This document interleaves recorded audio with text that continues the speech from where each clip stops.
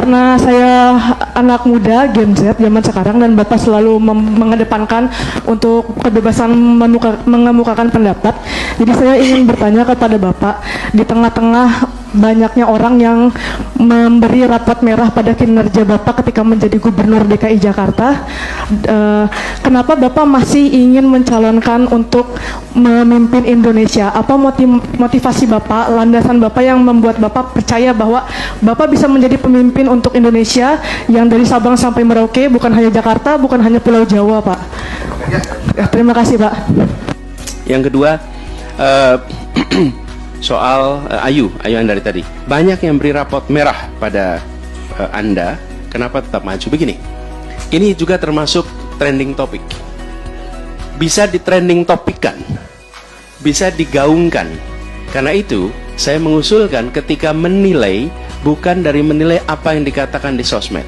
Ketika menilai begini, apa yang dijanjikan dan apa yang terlaksana, disitulah penilaian yang paling objektif. Loh, dulu janji apa, terlaksananya apa? Nah, sekarang saya kasih contohnya. Partai Nasdem adalah partai pendukungnya Pak Basuki Cahayapurnama, bukan pendukungnya Anies Baswedan. Dan Partai Nasdem adalah partai termasuk Metro TV mengkritik terus DKI Jakarta. Betul tidak? Betul. Lalu apa yang terjadi? Partai Nasdem kemudian mereview, bener nggak sih yang diomongin orang-orang ini? Ketika mereka melihat sendiri, melihat faktanya, melihat itu, justru dia menjadi partai pertama yang mengatakan kami mendukung Gubernur DKI Jakarta. Loh, kalau yang dukung Anies pertama kali PKS, memang PKS dari dulu mendukung. Betul tidak? Loh, ini adalah mereka yang terus-menerus mengkritik sampai pada akhirnya, Bung, berhentilah ngomong soal fiksi ini. Saya pengen lihat faktanya. Tunjukin faktanya. Lihat apa yang terjadi di Jakarta, apa yang dijanjikan di Jakarta, apa yang muncul di Jakarta. Ternyata banyak yang tidak dijanjikan malah dilaksanakan di Jakarta. Jadi kemudian ketika tadi ditanya kenapa saya tidak pernah mengajukan diri, mana Ayu tadi? Ayu, saya tidak pernah mengajukan diri. Ayu, saya lagi tengah-tengah bertugas, dipanggil Anies, kami menugaskan Anda menjadi calon presiden. Bukan saya datang ke Nasdem, ke PKS, saya mau jadi calon, bukan. Dan ketika itu dikatakan, saya bilang izinkan saya untuk memikirkan tentang tugas ini. Apa yang saya kerjakan? Tanya sama ibu lah. Kalau ibu saya ridho, saya jalanin. Kalau ibu saya tidak ridho, saya tidak akan jalanin. Sesimpel itu.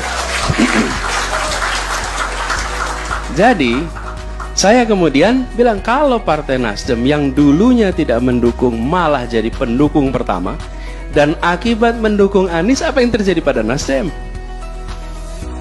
Harus saya ceritakan di sini. Udah tahu semua kan?